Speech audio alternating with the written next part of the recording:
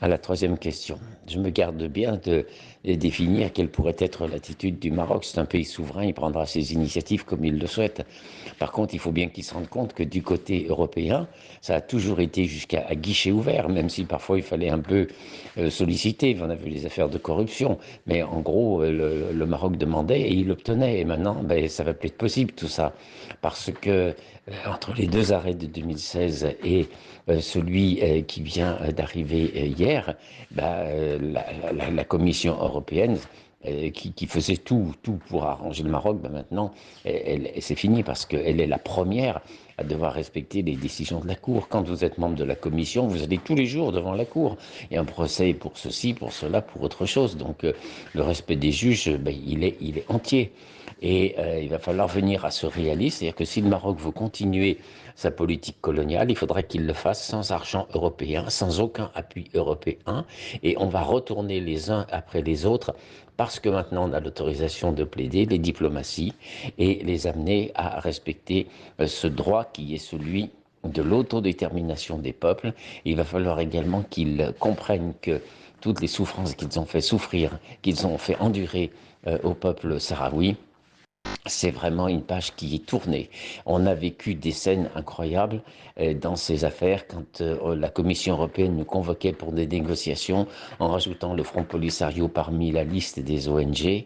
Donc on a été très patient. On a joué le jeu de la procédure. Aujourd'hui, la victoire, elle est éclatante. Tous ces grands puissants là qui venaient avec tous leurs services organisés et qui arrivaient une quarantaine à l'audience, ben, ils sont à genoux, mais les deux genoux à terre devant le Front Polisario qui leur dit maintenant il faut faire comme cela. Voilà. Donc le Maroc fera ce qu'il veut, mais il faut bien qu'il comprenne qu'il va avoir un double discours, comme la France qui dit oh, je suis prêt à reconnaître, et puis qui fera rien du tout, parce que notamment le financement de la grande ligne électrique, ben, on peut déjà annoncer qu'elle prend fin, parce que si la France se lance là-dessus, on va partir au pénal directement. Voilà, on va pas laisser traîner rien du tout. Voilà. Donc la page se tourne. Et il faut faire le lien ici avec l'avis qui vient d'être rendu par la Cour internationale de justice dans l'affaire de Palestine et le 19 juillet. Qu'est-ce que dit la Cour? Elle dit une occupation militaire, aussi longtemps qu'elle dure, elle ne rapporte rien. C'est-à-dire que depuis 1975 jusqu'à maintenant, le Maroc est puissance militaire occupante, ça ne lui crée aucun droit.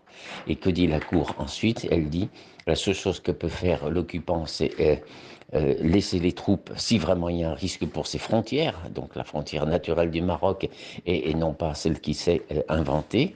Et pour le reste, il faut partir. Voilà, c'est un départ immédiat et sans indemnité, a dit la Cour. Donc le message doit être clair. Et comme il faut mieux anticiper, eh bien, on dit la vérité. La vérité, c'est que les 120 000 soldats marocains vont devoir partir. Il faut qu'ils s'organisent en fonction. Le mur va être démantelé. Les Sahraouis vont retrouver leur territoire.